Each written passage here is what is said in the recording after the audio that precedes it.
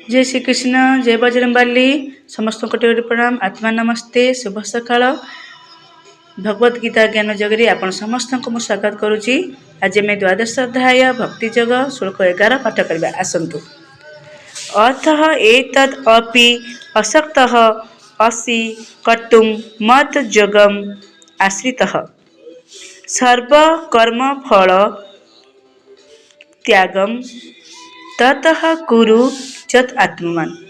यार अर्थ होची जदि अवश्य तुम्हें चेतनारे कर्म करने को अक्षम ताहले समस्त कर्मफल त्याग करने आत्मस्थ होगा चेष्टा कर।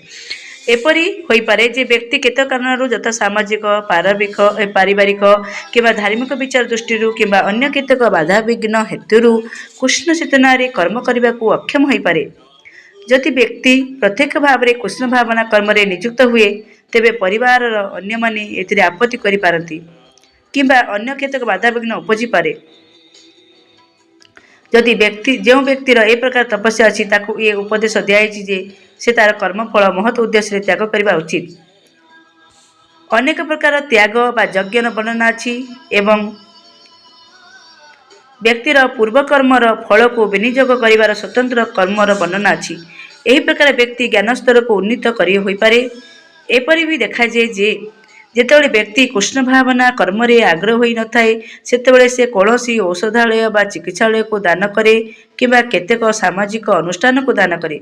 से तार अति कठिन परिश्रम फल को एहीपरि त्याग करे। सेही कथा मध्ये एठरे कहा जाइछि कारण व्यक्ति एहीपरि तार कर्म फल त्याग करने को अभ्यास कले तार मन जे क्रमे विशुद्ध हब एथिरे कौनसी संदेह नाही एवं से विशुद्ध मन रे ए कृष्ण भावना कथा बुझिबा को सक्षम हेबो। अवश्य ए कृष्ण भावना अन्य कौनसी अनुभूति उपर निर्भरशील नुहे कारण केवल कृष्ण भावना ही व्यक्तिर मन को विशुद्ध करि पारे। किंतु जदि कृष्ण भावना कर्म रे प्रतिबंधक सृष्टि हुए तेबे व्यक्ति तार कर्मफल को त्याग करने को चेष्टा करबा उचित। से दिगरु विचार कले जना जाए समाज सेवा जाति सेवा मातृभाव सेवा गोष्ठीर सेवा आदि करणीय अटे। या हेले दिन आसीबो जेतेबेले व्यक्ति भगवान का सेवा निमित्त शुद्ध भक्ति जोग स्तर को आसीजिवो। भगवद गीता रे कहा जाइछि जतः प्रभुतिर भूतानाम।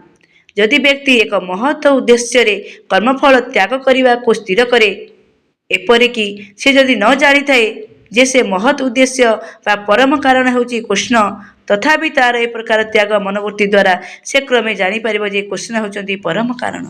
बहुत बहुत धन्यवाद। जय श्री कृष्ण। राधे कृष्ण।